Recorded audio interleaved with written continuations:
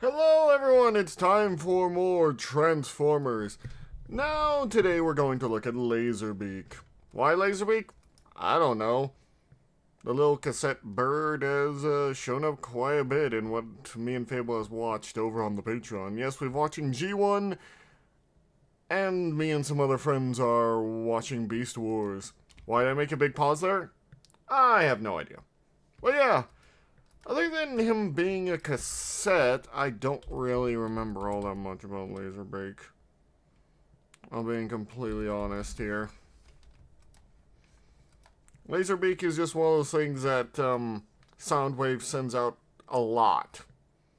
He's the one he always sends out to just harass the Autobots anytime. And that's as far as I know him. Who knows, there might be someone else that takes on the name that's even more... I kind of doubt it, that there's going to be one more popular. But anyway, we're going to head into this. And as I say all the time, please support Chris McFeely. He does wonderful stuff for the Transformers community. And if you want to help me and, you know, keep this stuff going, then you need to like, comment, and subscribe. Because that's how I know that you guys want more. Anyway, we're going to head into this, and let's see what the heck we're going to see. This video contains some very minor spoilers for episode 8 of Transformers Earthspark. At some point, I'm going to have to watch all of the Transformers series, aren't I? Just the random thought I had. And while you're here, don't forget, this year, December is Obscure Characters Month. Ooh. Weekly quickfire episodes about lesser-known and cult-favorite bots. It's been a while since our last trip back to 1984, so this week we're looking at another of the original Transformers Toyline's founding characters, Soundwave's favorite cassette, LASERBEAK. It really is. The original LASERBEAK toy was first released in the Japanese toy line Microchange in 1983. The strange thing is, I did have this toy when I was like a little kid, but I think there was a rerun at some point of them selling these old toys, and I remember my dad or someone getting them for me. I remember specifically they had Soundwave, and, you know, LASERBEAK, and Rampage. I remember specifically. Specifically, for some reason, I keep saying that word. Microcassette tape to a robotic condor. Oh, it's supposed to be a condor. I was wondering about that. Transformers toy line in 1984. Hasbro released the toy in As for why the volume was so low, I have no idea. I keep setting it different high. colors. In red as LASERBEAK and in gold as Buzzsaw. The pair were designed to fit the other inside one's Decepticon Buzzsaw. cassette player Soundwave. Buzzsaw came packaged with Soundwave, while LASERBEAK was sold in a 2-pack with fellow cassette Frenzy. Really? I never knew Marvel that. Comics writer Bob Budiansky wrote a profile for LASERBEAK that characterized him as the Decepticon's sadistic interrogator, who enjoyed using his lasers to torture victims into giving up information before Goddamn. killing them. In battle, though, he was a total coward who would turn tail the second it looked like things were going against I him. don't remember anything like that in the show, though. Now, LASERBEAK was handled in 2 very different ways by the Transformers cartoon and the Marvel comic book. Okay. The cartoon treated him the same way it did all the animal form cassette Transformers like him, less like a sapient being and more like an actual animal who couldn't speak and was subservient to Soundwave, serving as his minion and enforcer. Instead of an interrogator, the cartoon gave LASERBEAK Eject. the job that Budiansky had LASERBEAK. intended for Buzzsaw, who didn't appear in the show very much, making him a spy, often sent by Soundwave to secretly observe the Autobots. Alright. This decision would influence many future depictions of LASERBEAK, and led to perhaps his most memorable moment in the series, when he overcame his cowardice to sneak into Autobot headquarters and inflict nearly fatal damage to I Optimus Prime. remember this. I don't remember him having a... In the Marvel I don't com- remember him talking about having a fear in there, but I remember that episode where he almost killed Optimus. It was kind of crazy. I don't know why I did. Didn't think that was going to be brought up, but he does a lot of that in the show. You know, basically he flies around, checks on what the Autobots are doing, reports back to Megatron and Soundwave. As far as I remember. Comic, on the other hand, early issues showed LASERBEAK to be a fully sapient Decepticon capable of speech, but this was dropped as the series went on, bringing the comic version of the character more in line with the cartoon. Is there no reason given why? LASERBEAK's toy was discontinued in 1986, but he continued to appear in media for some time. He had a brief but memorable role in the Transformers the Movie, spying on the Autobots' moon base in the film's opening scenes, and made a few further appearances in the cartoon's third season and its 1987 Japanese original sequel series, The Headmasters. I see. And in the comic, while most of the other 1984 Decepticons were destroyed by Omega Supreme, LASERBEAK survived and continued to serve under various Decepticon commanders until eventually being retired from the comic a few years later, one of many victims taken offline by a cosmically empowered Starscream. I'm gonna have to look into this at some point, for the cosmically powered Starscream. It seems kind of important. At the very least. I think it's worth taking a look at the very least. In my personal opinion. No further toys of LASERBEAK were released in the original series, and the character's name wouldn't be heard again until 1997, when a new LASERBEAK was released in the Beast Wars toy line. Like many Beast-era characters, this LASERBEAK, a recolor of the Predacon Terrorsaur who transformed from robot to pterodactyl, was a separate Terrorsaur's individual toy, who merely shared the name of the original, and even spelled it differently, as Lazor. Zed? A Predacon Oh, pirate that's how who British people hungered for pronounce battle, Z. unlike the cowardly original. He didn't appear in the Beast Wars cartoon, but he would show up in a few stories later published in the 21st century, including IDW Publishing's Beast Wars comic books. In the Japanese market, meanwhile, the toy was released as a different character, the Predacon jokester Hydra, who was featured in the Beast Wars Neo anime. Huh, I need to watch that one too. LASERBEAK's name returned to its original spelling for 2002's Transformers Armada. I do not This remember him series being featured here. an Autobot version of the character, a life-size role-play toy that I triple don't changed remember from him. bird to video camera to Like, this is some sort of, like, memory gap or something. He must have not been in the show at all, because I don't remember seeing him on store shelves or as anything, really.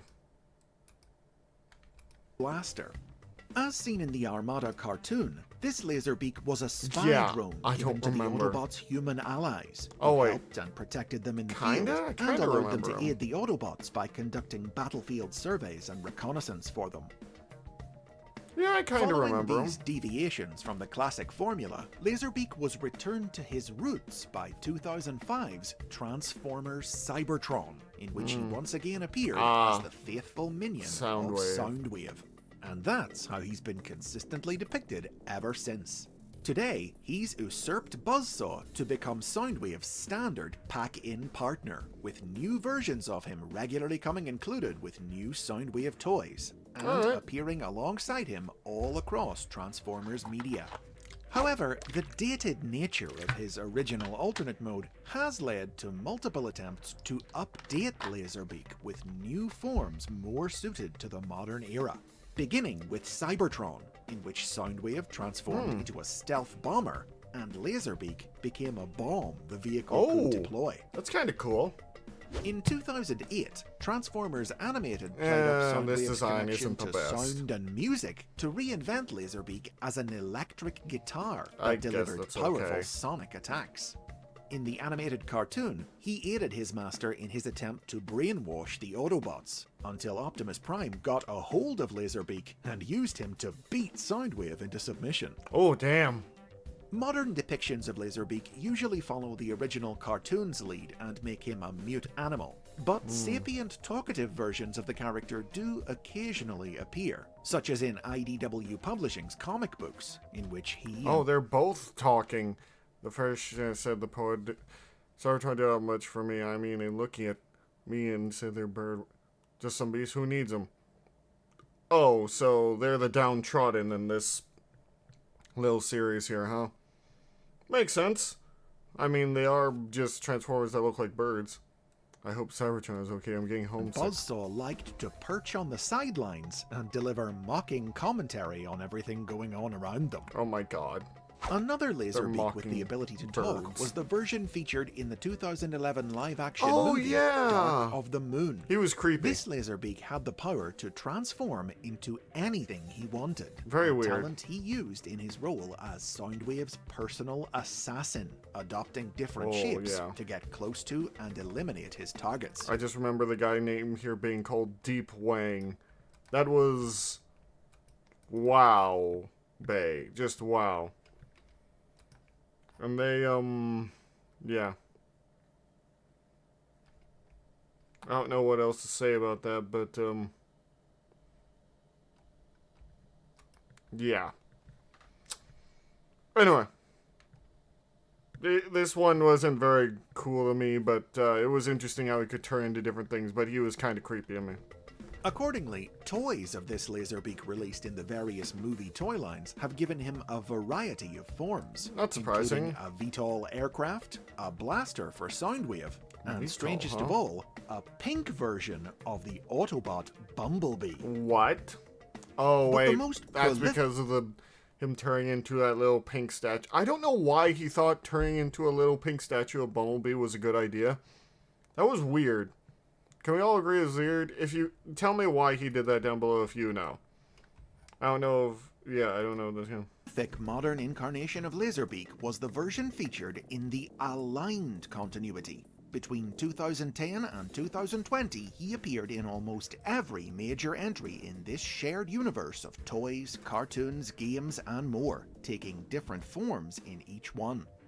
First, he appeared in the War for Cybertron Oh. video game and its various sequels and spin-offs, with a tie-in toy released in the Transformers Generations line, giving him the alternate mode of a Cybertronian data disk. That's... Then he was featured in Transformers Prime, Oh. in which he simply converted into a chest plate for Soundwave. I mean, that's not As too seen bad. in the Prime cartoon, he served as a second set of eyes and ears for his stealthy master, a link the Autobots once exploited when they captured Laserbeak and used him to transmit a virus through Soundwave into Oh. the Decepticons' computer system. Wow, that's pretty smart, At the actually. conclusion of Prime, Laserbeak and Soundwave were trapped in the alternate dimension known as the Shadow Zone, but they escaped in the 2015 sequel series Robots in Disguise Huh. and adopted new alt modes, with Laserbeak now converting into a turret for Soundwave's vehicle. All the toys I've seen of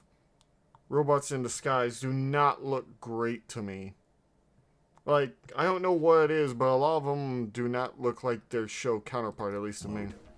Laserbeak wound up being defeated in battle by Optimus Prime, and was finally In battle, taken he got into taken out custody. by He missiles. would go on to serve his time, and when he next appeared in Rescue Bots Academy in Really? 2020, it was as a free bot living a civilian life in the post-war era. Might need to and get rid of that sporting symbol, his classic then. cassette alternate mode.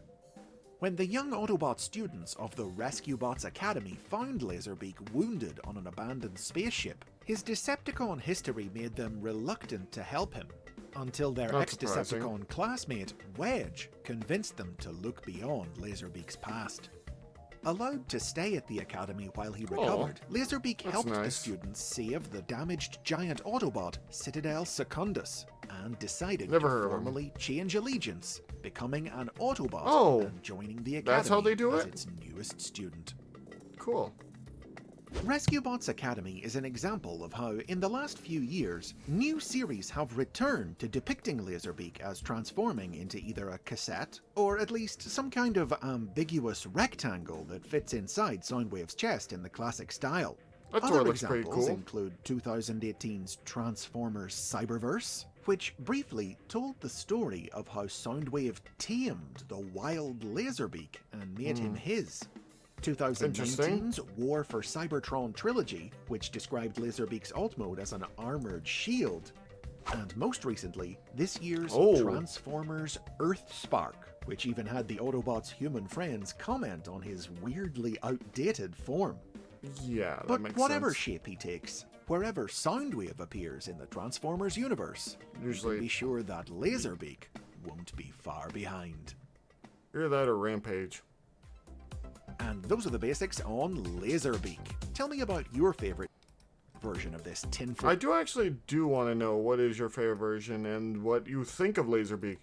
Because, well, LASERBEAK's been around for as long as the toy line has been around, so I do kind of want to know what everyone's thoughts on him are. But, anyway, I have things to do, so I will see you all later. If there's anything else you guys want me to watch specifically, comment it down below. What new other Transformers stuff do you want me to watch? Anyway, put that all down below, and I'll see you all later. Bye guys, and take care of yourself.